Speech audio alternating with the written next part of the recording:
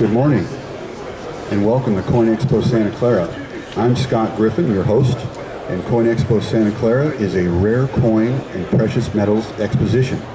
Today, joining me is Mr. Brent Johnson of Santiago Capital. Welcome, Brent. Thanks, Scott. Thanks for having me. And Santiago Capital is a gold-focused wealth management firm. Tell us a little bit about your history with Santiago Capital, Brent. So thanks for having me here. It's nice to come down and talk to you. So I have been in the wealth management business for about 20 years, and it was probably in the mid-2000s when I started looking closer at gold. I had kind of known about precious metals from when I was a kid. My dad found a rare coin that was worth a lot of money, so that kind of piqued my interest in it. And then in the mid-2000s, kind of prior to the crisis, we started allocating more to gold. But I still really didn't know what I was talking about, to be honest. I just kind of felt it was important to have. But once we got into the crisis, and I saw what was going on with the monetary system itself, and really dug into the inner workings of it, I just felt that gold was an extremely important part of everybody's portfolio. Now, everybody may have a different amount that they should own, but I think everybody should own it.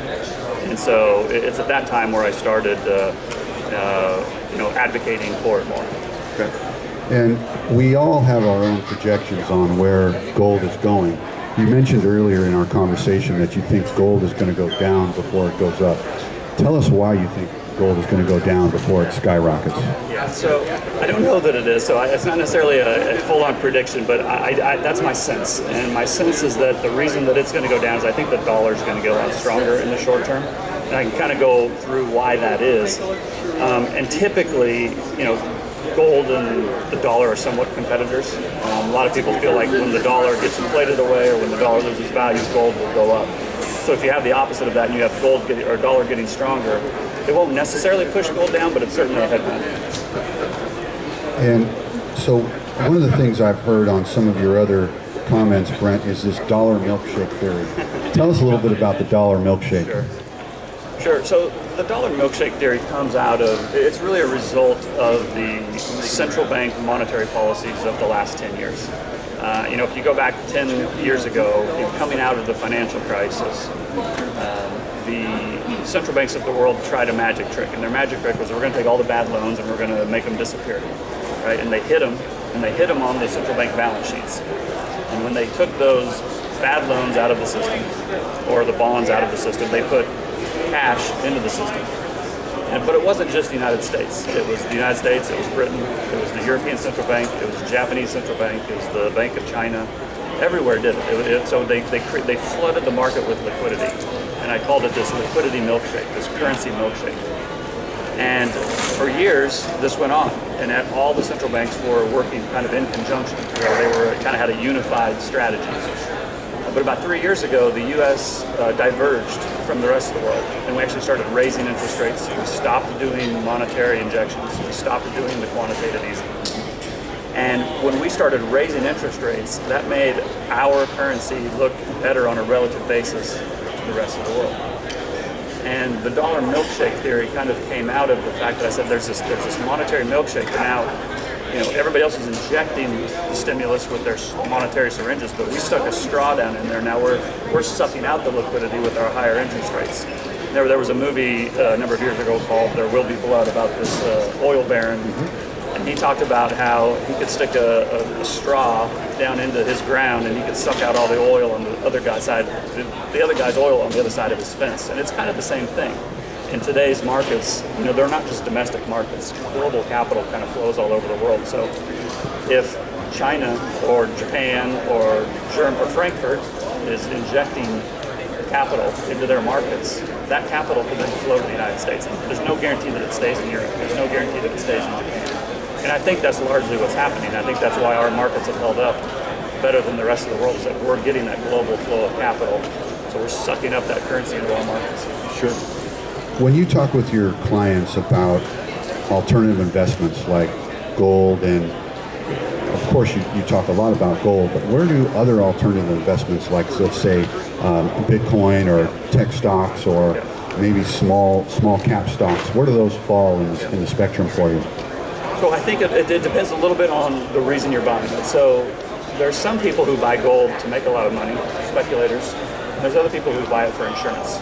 right? And so if you think of gold like insurance, then you don't necessarily want it to pay off, right? It's like when you buy insurance on your car, you don't want your car to get wrecked. You don't want your house to burn down. You don't want to get killed if you have life insurance. It literally is insurance. So from that perspective, I think it can be, 5, 10% of your portfolio. You just don't even think about it, right? You try to make money with the other 80 to 90, 95%. But if you're trying to speculate and you're doing high risk, high reward, then it should be a smaller percent of your portfolio. And I think everybody should have, a small percent of their portfolio, maybe 4 or 5%, allocated to these high risk, high reward strategies. And I would put something like tech stocks, maybe smaller tech stocks, small cap stocks, more speculative, private equity or investing in a private Silicon Valley startup. That's more like the speculative alternative investments that I think of. And I put Bitcoin in there too. I'm actually a believer in Bitcoin. I think it definitely has its problems, and I don't think it's necessarily foolproof. But I do think that I don't think the digital currencies are going away. I think that genie's out of the bottle. Certainly things got overdone a year and a half, 2 years ago. So I don't necessarily think we're going to have that mania we had again, but I do think it's possible that a couple coins make it and that go back up to those levels. Of course you are at a physical gold trade show today, Brent. Tell us a little bit about your perspective on physical versus ETF and how valuable that is.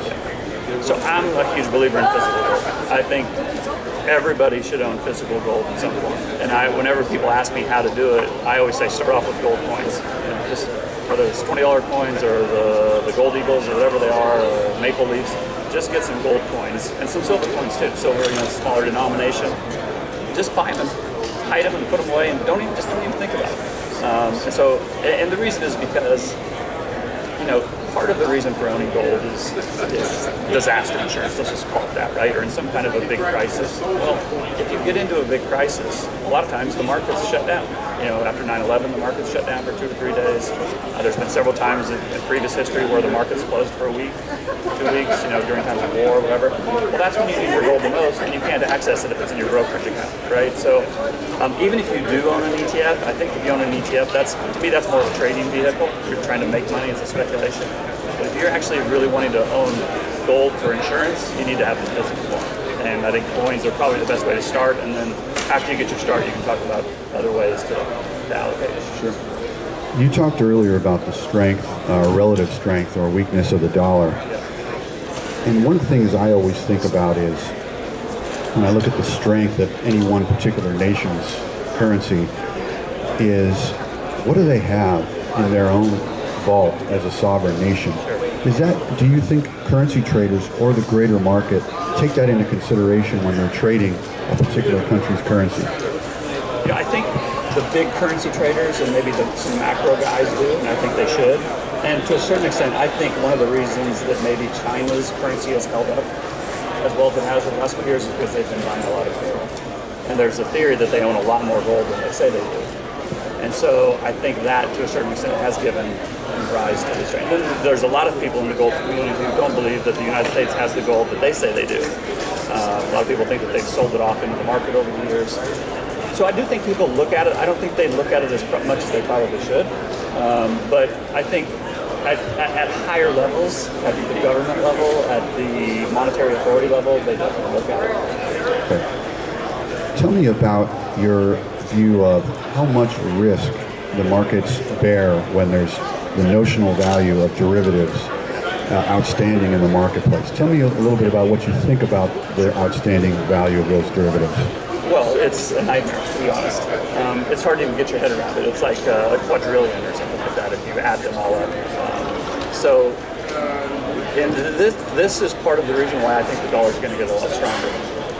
If you think about it, all of the debts all the dollar-based debts in the world are demand for dollars. So a lot of times in the gold world, you hear about how on the COMEX trades 10 times the amount of physical gold that they actually have. If everybody ever actually came to the market for delivery, it would overwhelm it and the price would go through the roof. Very true. But the same thing exists in the dollar world. Most dollars are not physical dollars. Most dollars are digital ones and zeros that get sent around the world, and it's really nothing more than an accounting entry. But when those debts start to fail, or when those derivatives start to fail, it starts this cascading effect, and all of those bonds or those derivatives that are defaulting, everybody's searching for cash. Everybody starts grabbing for cash. That's what you get, the liquidity squeeze, and you get the credit crunch. That ultimately all flows back to the monetary base, which is a set of physical dollars and reserves at the Fed. And so you get that same high amount of demand for a relatively small stock of inventory, and that pushes the price higher. And I think when we get into this stage where these bad debts or these derivatives start to crash, and some of these, I think, developed markets are taking on a lot of dollar-based debt and can't pay it back, you start to get that cascading effect. I think that's what shoots the dollar higher. And that kind of plays into why I think gold could potentially go lower, because you need gold in a crisis, right? Now, I talk to people all the time and they say, why do you own gold? And they say, well, in a crisis, I'll be able to sell it for a lot more. Well, what you got to remember is people in the other countries feel the same way. So part of the reason that gold hasn't gone up a lot in the last couple of years is because Turkey and Venezuela own a lot of gold, but they've had to sell it because they've been in crisis. So when they come to market and sell, that depresses the price in dollar terms, right? Because the Turkish lira is getting crushed, and the Venezuelan, what do they have, the real? Venezuelan, anyway, whatever their peso maybe, it's going down. So in those currency terms, gold's going through the roof. So those people are selling the gold because they're in crisis, right? And so,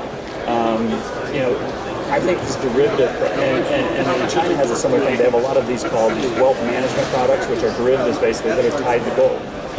If people over there, if they go into a recession, or if they have a huge credit problem with their real estate market, if that starts to pull back and people need liquidity, now they have to liquidate those wealth management products, which ultimately means you have to liquidate the gold that are backing them, and so then gold gets sold.